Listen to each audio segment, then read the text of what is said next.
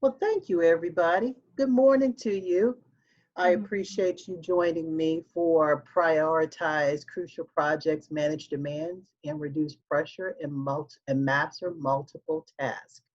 So today we're going to talk about all about time management.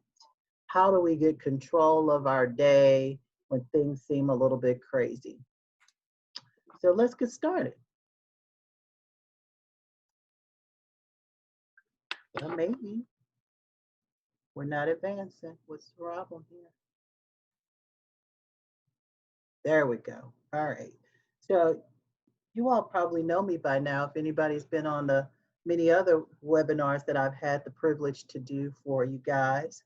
A good deal of my career, over 30 years, has been spent in human resources, and I work as a consultant for Fortune companies, privately held organizations, all things HR is me. And my consulting practice is called Strategic Performance of Los Angeles. In 2019, I released a book called Job Hunting Now What? Keeping It Real in a Modern Career Search that's been a bestseller this past year. And I'm often out speaking as a media contributor, and here's a few of the places that I've been able to contribute. Mhm. So does this look, I heard somebody say, ugh, right? Does this look and sound familiar, right? Your inbox is overflowing and all of it needs your immediate attention. Maybe your assistant called in sick that day and now you're wondering, what the heck am I going to do?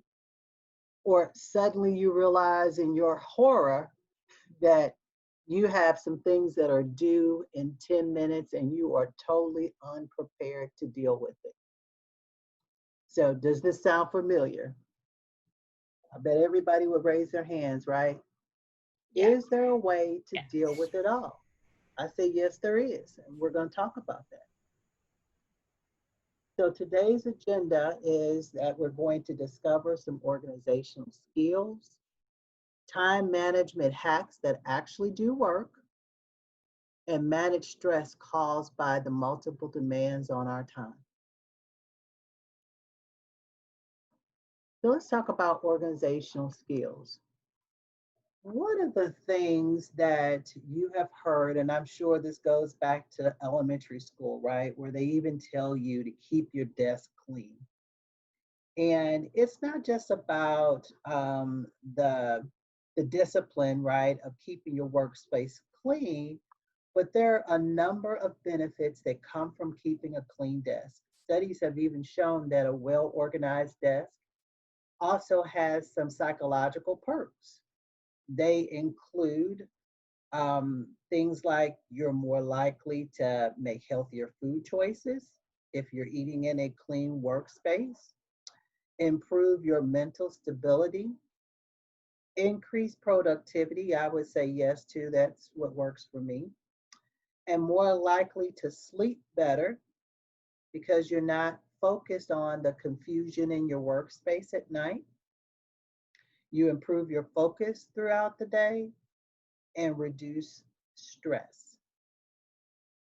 So here's a couple of things that they suggest that we do to make sure that we have a well organized workspace.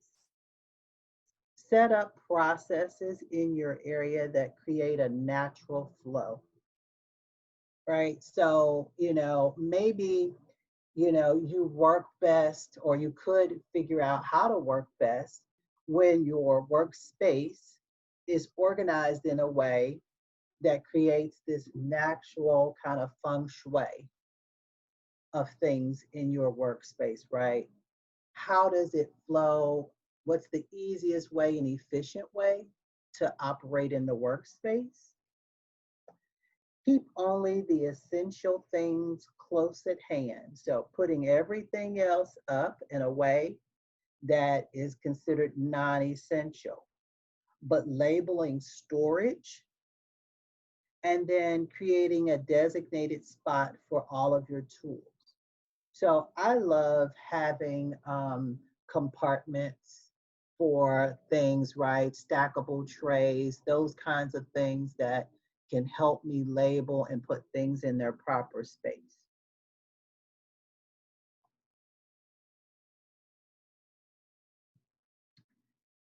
So, managing your priorities, you probably waste more time in your day than you really realize. Most of us do. It's not just you, trust me. We all probably struggle with this in various areas. What most people have in common, no matter their profession, is that they prioritize the most urgent things without stopping to think whether they're the most important things. According to this 6 year global study that I read, they said 351,000 people, over 40% of their time in the workplace, is spent carrying out tasks that ultimately don't matter. We look at it another way, we can think of it this way: nearly half of our time is wasted. So, how can we better make use of our time? One of the ways is to use what you see on the screen now, which is called the time management matrix. So as you can see, it's broken up into four kind of quadrants, right?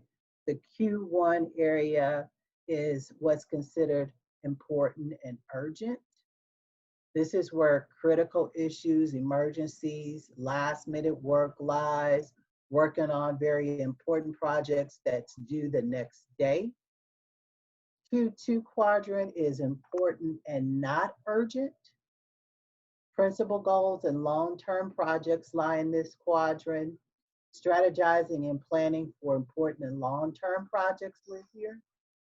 And then in the third is important and not urgent. Interruptions and distractions, low value busy work, phone calls, replying to emails, time tracking, etc. And then the fourth is not important, not urgent. Time wasting and trivia things, right? Social media scrolling, mindless web browsing. So when you're really busy at work and you're rushed off your feet with tasks, it's easy to overlook distinctions between what's important and what's urgent. These two words often seem interchangeable, but there's a big difference between them. And this difference forms the crust of time management matrix. This matrix is basically a way of figuring out what you should be doing and of learning to approach your commitments more consciously. According to the matrix, everything that we do in life can be sorted by both its urgency and its importance. This creates the following matrix as you see it. As you can see, the top quadrants, as I just shared with you, should be focused, what you should be working on. They're important, but you should also be trying to minimize the things that are in Q1, the quadrant that's important and urgent, as much as possible. This quadrant deals with unforeseen issues, unexpected yet pressing problems. But if we spend enough time in Q2, we should minimize the amount of tasks that are urgent and we should deal with. Q2 is all about proper planning and putting the necessary time in before things become urgent. This is the quarter we should be prioritizing, since doing so will help us be more effective in our work and minimize bad work stress. So how do we make time to do this? We identify things that are our priorities. If you want our work to sit mostly in the important and not urgent, we first need to identify our highest priority task. And reorganizing your to-do list based on the grid above will also allow you to instantly identify which tasks need your immediate attention and which are most important. And the second thing will be to learn the art of delegation, which I'm going to talk to you about here in just a minute. So when you look at this, right, we often say everything's a priority. which is not actually true. Sometimes we let our emotions get the best of us and we cause ourselves to overreact to circumstances, right? Based on our emotions. And that's how we tend to get caught up in thinking that everything is urgent, or we accept the emotions of other people, right? How many times do people come to you in the course of your day and say, I need this right now? And it interferes with things that really truly are your priority. And because they are not managing their emotions, properly, they displace the emotion on you, and now they create this sense of urgency for you when it's not actually probably true. It's probably not an emergency, but their less managed emotions, right, make them think that it is, which makes you think that it is. And I'm going to talk to you about how to manage the stress of other people as well. So another way we can manage these things is to embrace technology. There's so many different tools and things at our fingertips now, right, to help us manage our days, how we get information, how we relay information. And so it's all about how do we leverage those tools that are provided to us. And what I did is I wanted to go out and give you guys what I think are the top 8 task management apps. If you're somebody who's into technology, here's a quick list of the top 8 that might help you best manage your day. Monday.com, Rike, I use Asana, Trello, Workfront, Function Fox. Kintone is one I wasn't familiar with that I got a chance to read a little bit more about, which seems interesting. And then ClickUp is one that I've used before as well. So here's the top 8 task management apps. And I firmly believe in what gets planned gets done. And if you can put it in its proper perspective, right, according to our 4 quadrants, and then we use a tool to help us manage it. Another one that I personally have used is this one called the Emergent Task Planner. You can find this out on Amazon. It's for sale a couple of different places. But what I think is interesting is it says, what are the 3 major tasks for today? Realistic expectations equal consistent daily productivity. So I love the fact that, not only does it, help you to plan the day, but it gives you little tips, right, to help you put it in its proper context. If you see across the very top, it says use the day's grid for scheduling and keep notes at the bottom and review and carry over things from to the next day. So it helps you really prioritize tasks and gives you little tips to be mindful of along the way. So these are some good resources for us to use. So let's talk about some real time management hacks that really do work. I'm all about how to make things as easy for us in the course of our day as possible. And here's some things that I have highly suggested to people, and some of which you're probably going to say to me, Lisa, what are you talking about? Right? And I've always heard people say, do this. And I'm going to tell you why not to do it. So, scheduling your day in advance. I can tell you that, and I have done this for forever, I set up my next day in advance.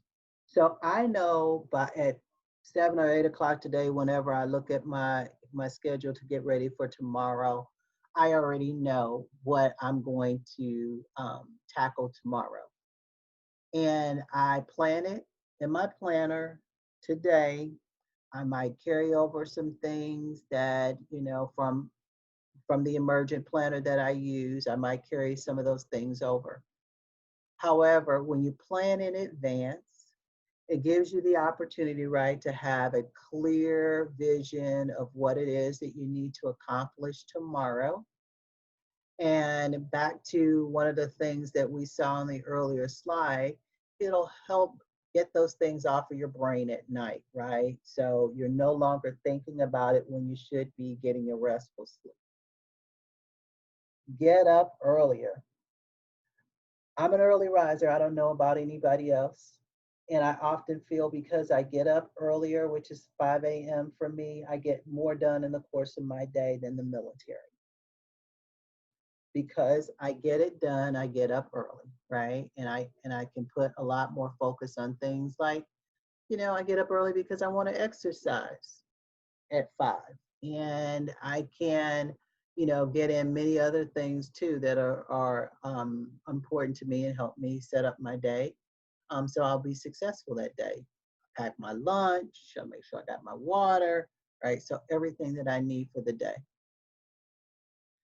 Communicate the day's agenda clearly to all your team members. And we're going to talk about that in a minute in detail about the art of delegation and just trying to make sure that we indeed are having the right conversations with people. Okay, so we got questions. So I'll come back to your question in just a minute. Thank you for that. Stop procrastinating. Oh my gosh. So, how many times have we like avoided doing something because we just something about it causes us heartburn, right? I don't know what it could be, right? It could be many different things that can stress us out, but because it stresses us out, we tend to avoid it. And when you avoid it, it causes you to now have to deal with it at the last minute, thus creating the frustration and stress in your day. Here's the one that we have heard probably so many times in our lives: multitasking. People used to encourage us in school to multitask. I tell you to stop multitasking. The multitasking causes you to not really truly give your focus to the things that are most important. And it will pull you away to start working on things that really are not as important as they should be, right? To take up that part of your day. And so I encourage you to stop multitasking. And again, think back to what we talked about with the 4 quadrants, right? Put your focus in quadrant 2 and things that you plan and that are most important, and those low level tasks that bleed over into your multitasking are not in this space, right? It's not, should not live in that space. Break large tasks into bite-sized pieces. So, you can never really eat anything or devour anything that's big, right? That you can't really wrap your hands or your mouth around, right? And so you take a fork and a knife and you break it into smaller bite-sized pieces. That's the same thing with large tasks, right? How can you get it accomplished if even just looking at it can seem overwhelming? And you want to figure out how to break it up into little pieces, which also gives you a sense of accomplishment, right? So when you can get multiple little pieces accomplished towards the bigger task, then you feel that sense of accomplishment and you see that things are actually getting done and completed. The art of delegation, we're going to talk about that in a minute. And then end the day on a good note. Oftentimes we can end our day feeling defeated because we were overwhelmed by things and the frustrations that other people might have dumped on us. But I say, reposition the way you think about it and think about the day was a good day, right? And what about it was a good day, because you need to replicate what made it a good day. If it was a challenging day in some way, then learn from that and then figure out how to do better the next day. Don't actually beat yourself up about it. Just figure out how to course correct the next day.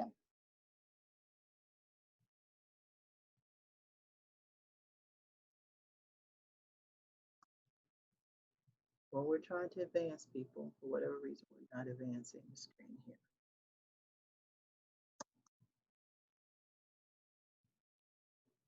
Hmm. Technology. Do you love it?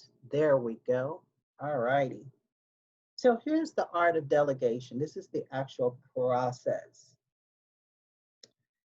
And we all need help, and we should solicit help when we need it, especially when we have low kind of low level tasks, and being able to have someone to help us with things that really take up too much of our most important time. And so I say choose the appropriate task, right? And choose the appropriate person who's capable of driving that task forward successfully. Set clear objectives and plan. So this is the piece right here, right? That if you don't set up the clear objective and plan and clearly communicate it to everybody, right? One of the things that I know from my time in HR and leading people is that you have to make sure that everybody who's participating or who's a stakeholder in the task has the clear expectations, that you've set the objectives with everybody, and that you've had kind of that level set conversation to even ask them to repeat back, right, what they heard you say.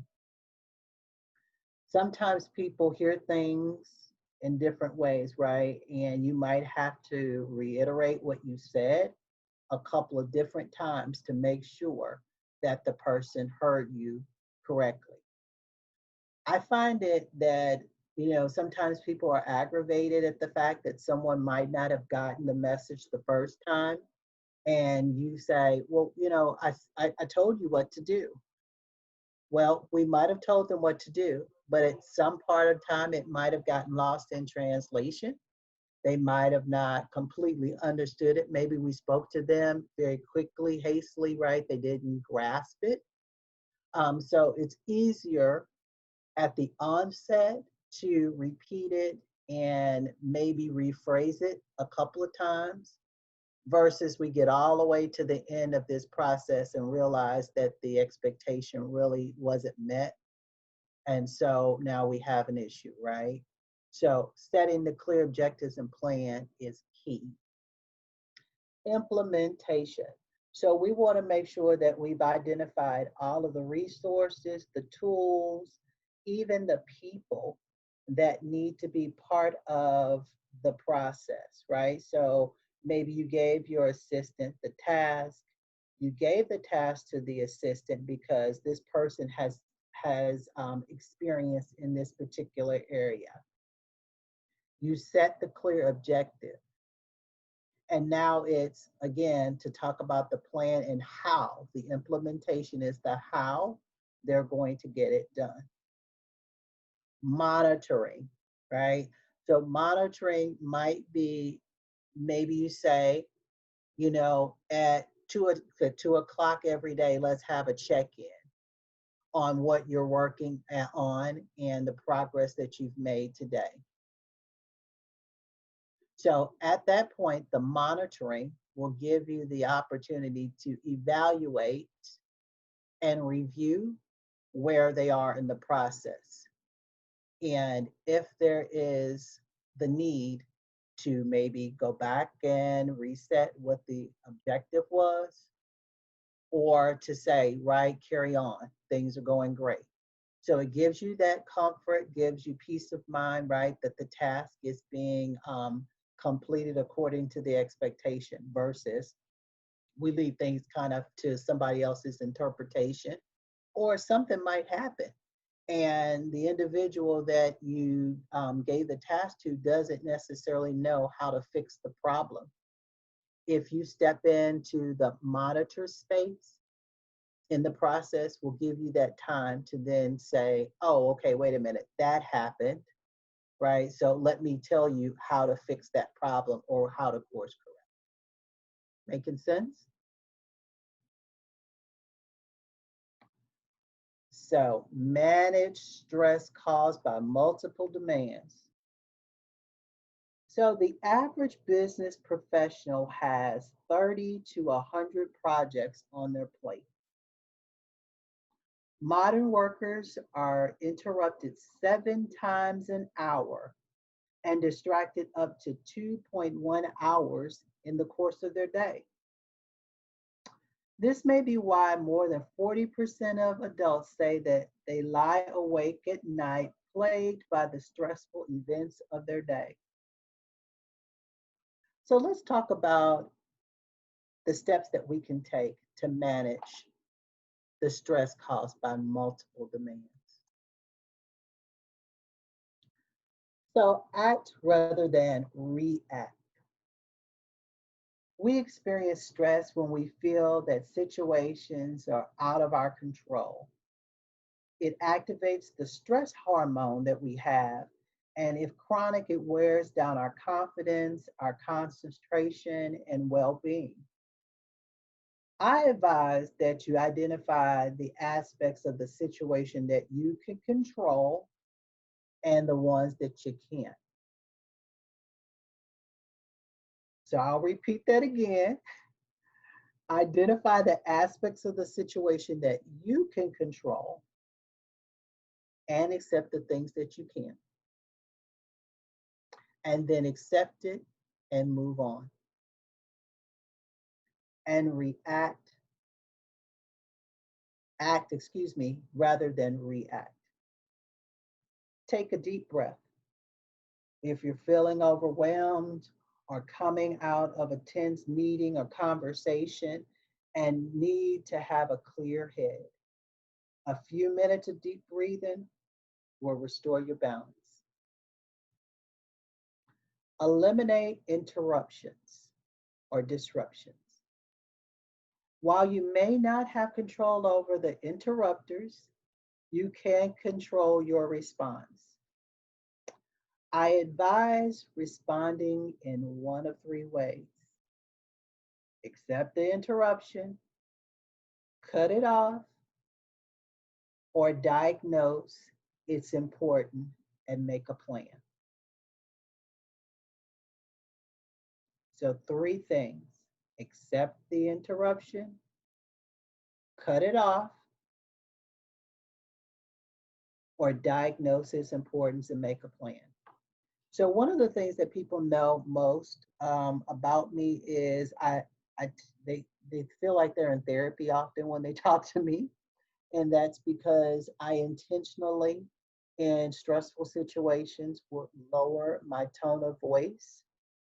And it causes me to calm down and to listen, even though I'm stressed by the interruption that they might be making in my day. And in that process is when I work through these three things. I am not at all afraid to say no, that I can't. And I'll tell you why I can't accept the interruption. If it's something that I think now has been brought to my attention that I didn't necessarily have line of sight to, then I will say, you know what, duly noted, and let me get back to you on that.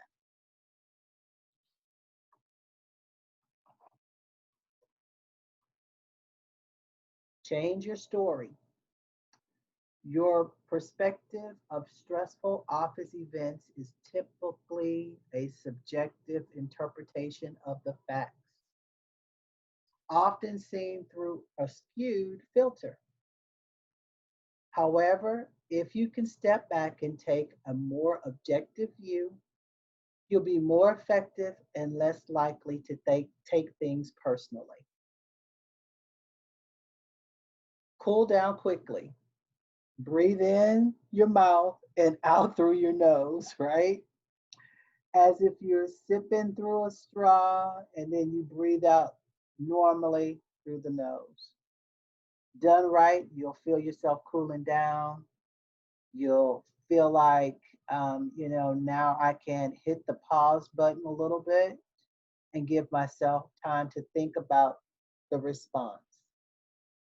So I can tell you again, right, when people displace their emotions on you, or, maybe their communication was ineffective when they were speaking to you, can cause us to immediately react. And it's all about how you respond and cooling down, right? You can manage the situation by your response if you take the approach to cool down quickly. Identify self imposed stress. Learn to stop self imposing stress by building your own self confidence rather than seeking others' approval or self sabotaging.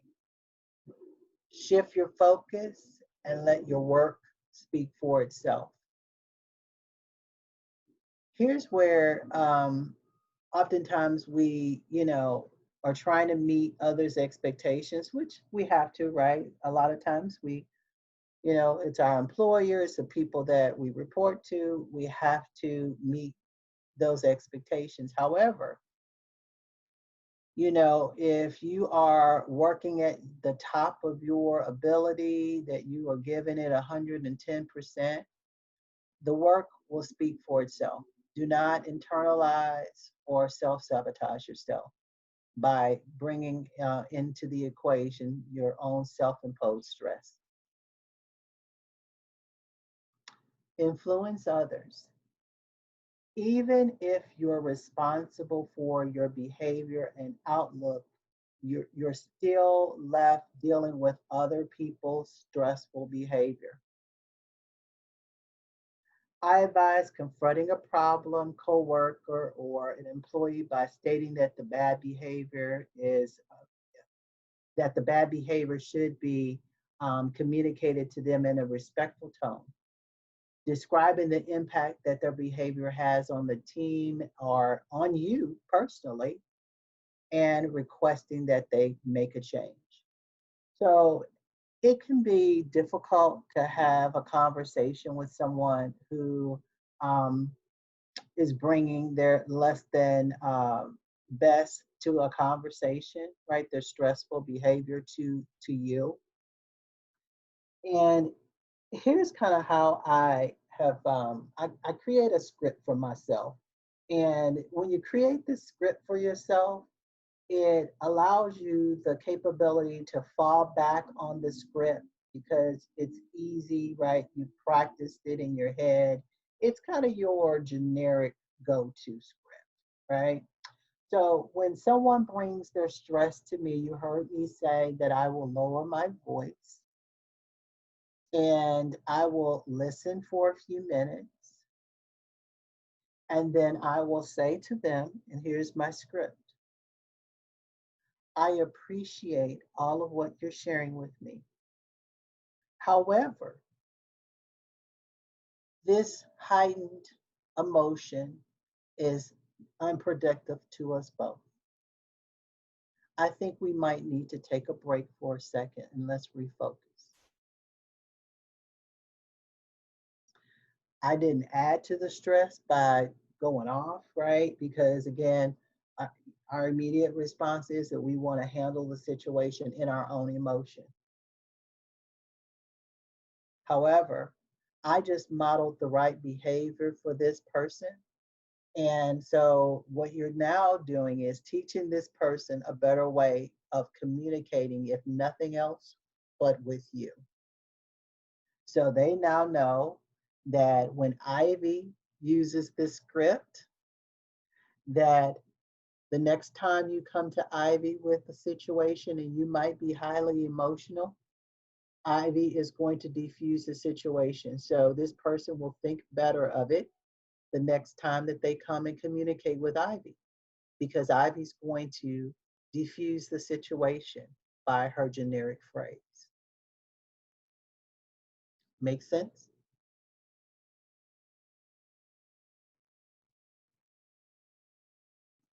So now I saw us, we had a couple of people who asked a question. So let's see if I can pull up what the questions were. Oh, I see everybody. Let's see, where's our question? All right, here we go. Thank you all for giving questions. I love questions. Okay. So one of the questions came in, it says, do you have an actual book planner you use and recommend? So the one that I used was the one that I showed you, which was that one called Emergent, the Emergent Planner, Emergent, I think, or GANT planner. You can find it out on Amazon is where I always get it. And if you're somebody who just loves to have access to pen and paper, right, that you can, jot things down and make those corrections, it's the perfect planner. So let's see. Thank you, Zelda. I love that, right? It's amazing how some of these things really, right, can be transferable in our personal as well as professional lives, right? I love it. So anybody who knows me, every time I show up with you all, I love to take any questions that you might have. So if you want to unmute yourself, please, let's see if we can do that. I'm gonna get on my camera here. So anybody have anything that you want to share with me? Any questions that I might answer for you? Mine's more of a comment. I found myself getting kind of emotional partway through because it's almost like you gave us permission to act in a way that I already feel is the right way to behave or to think. And so it kind of reinforced the idea of how to organize and how to behave. So it was actually, I'm grateful. Nice, nice. I'm glad. Thank you for that. That's awesome. That's awesome. So anybody else? Would you put the 4 squares back up on the screen for a moment for me? Sure. Yeah. I would love to take a screenshot of that. Oh yeah, absolutely. Okay, so let me go back. Yeah, I photographed that too. And when I asked about the planner, I was wondering if there's a planner that has, something like that, because that would be a great way to organize the day. Yeah, I came up through the Franklin planner method. Oh, the cubby. Yeah, but I've been trying to get down to a smaller planner. Right. The cubby one is huge, right? Yeah, it is. It's huge. Okay, so what happened to my share? It was there and then it disappeared. Right, right. Okay, so let's see. Here we go. Let's try this.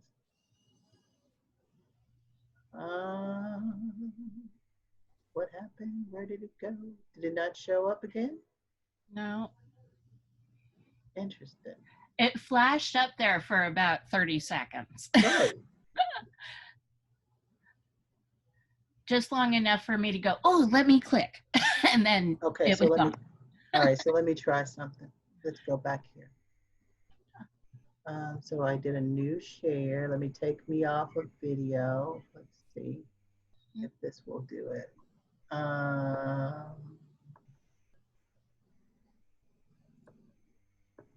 Yes.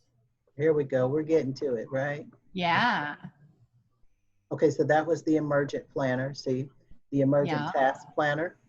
Let's see. Let's go back here. There we go. That's what we're talking about. That's the ticket. Absolutely. Whoa. Got it. There we go. Got it. Thank you. Yeah. So, I actually, I use a virtual assistant, and I don't necessarily need a lot of hours with her throughout the course of my month, but I very specifically have time with her so she can take care of some of these low level tasks that I have that are in these quadrants 3 and 4 for me. Miss Lisa, Yes. when you say you have a virtual assistant, what does that mean? You have somebody that you guys touch base online, or is it an application, or what? Yeah. So I have someone, her name is London. Cool. And London actually works for me probably 10 or 15 hours out of the month. And she helps answer emails for me. She does invoicing. She then sets up a lot of my social media that I circulate. Um, Anything that I need her to do, right, that I consider that it's kind of time wasters for me and causes me not to be able to operate up here in quadrant 1 and 2, Nice. I give to London. That's awesome. Interesting. So, yeah, because sometimes it does require, that I have somebody to respond immediately, and she knows kind of what my response would be. And so I, kind of given her the autonomy to respond on certain things. Okay, Francine, let's see what Francine says. My question is, like, London is a real person, right? Oh yeah, And sure how is. do you communicate? Would you communicate rather? Is there a specific way you like to communicate? Yeah, she and I actually have a quick little touch base for probably 30 to 45 minutes by phone. I give her the update on what I've got going on and what I should expect to see in my email or different things that I might be working on that week, just to get her in sync with me. And then as she mans one of my email boxes, those emails that I kind of prepped her for will come her way. Fervor is another site that you can get somebody to do really anything for you on Fervor. There's an app you can go out and set up kind of a proposal for what you are looking for. And there are people who will immediately respond back and let you know, right? So I have somebody who maintains a database for me a couple of times a year, and I get them from Fervor. And it's pretty cheap to do it. So there's lots of different resources that we can bring into the equation, right? And when you think about it, when it's this low level work, it's not, it's not really benefiting you and the real business at hand, right? The things that you should be focusing on, just give it to somebody else to do, right? It's probably worth $100 of your time, right? A couple of times a month to pay somebody $100, right? Through Fervor or any other these, or use some of these apps that I showed you are free apps. The ones that we had on one of the slides are free. And to really kind of automate some of the things that you have in the course of your day. Thank you. And also I wanted to ask, is that possible to have the first picture with the hand? Yes. Please. Yes. I Let's see, we got one. love these pictures. There we go. Oh, I love her eyes, right? I like this one, yes, thank you. Right, that like says it all, right? Yes, Like, oh my exactly. gosh. That's exactly, yes, thank you. That's All great. righty. Well, I have almost taken you all to your full time with me. Is there anything else I can do for you today? I have a what would you do kind of situation questions. Sure. I mostly costume supervise, and most of my offices are several people in one room. So for example, my last 3 shows, it was myself, my PA, the designer, and the assistant designer.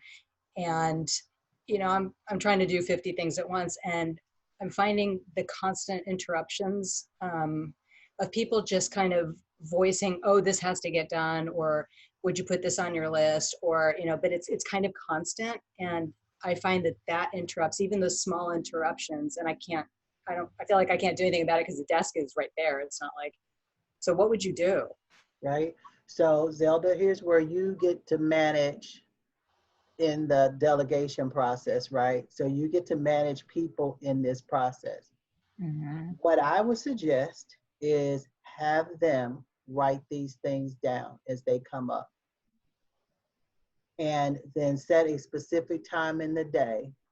If it's 3 or 4 times a day, right? Maybe, you know, every 2 hours you all sync up and compare notes, right? What do you have? What did you come across, right?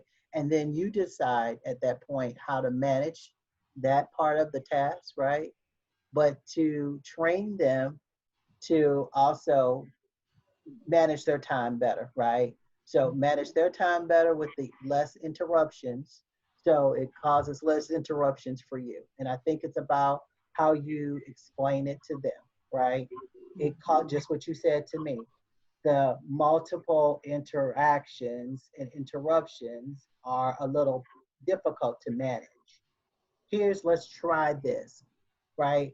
Give each one of them a little sticky note, a pack of sticky notes, one of these little small pads, and say, when something comes up, write it on this. And at 2 o'clock, at 3 o'clock, or whatever the time is, we're going to sync up and talk about it, and we'll figure out how to put together a plan.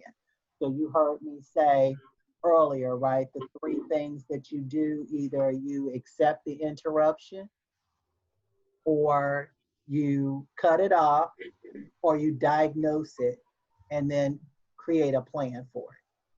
So what you're then now going to do is you're going to take, you know, not accept the interruption.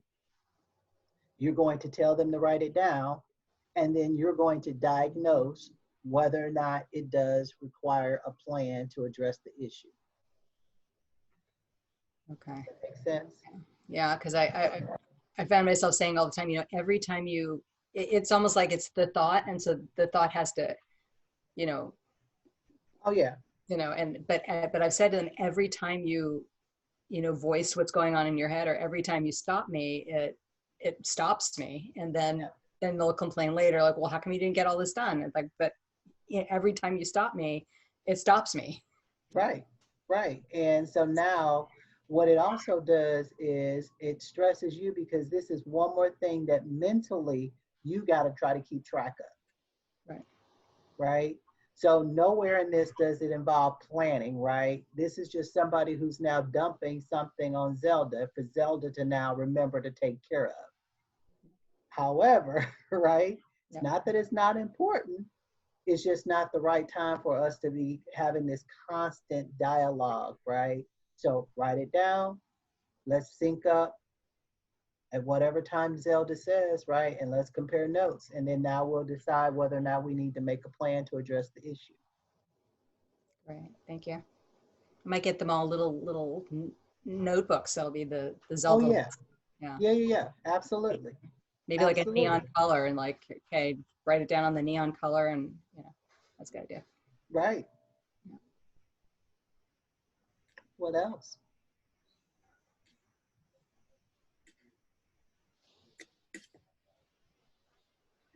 All righty. Well, I appreciate you all and letting me come hang out with the cool kids again today. Love it. And as you all probably hear me say often, you know, I am very much invested in the guild. So anytime that I can be of service to you, you let me know. I love coming to talk to you all about things that are relevant to you. So, you know, anything that comes to mind that you want to know more about, you know, I think Ivy is always interested in hearing, so we know how to put together these kinds of webinars that are kind of mission focused, right? Things that are going to be impactful to your business. So as always, thank you again. I appreciate your time, and you all have a good rest of your day.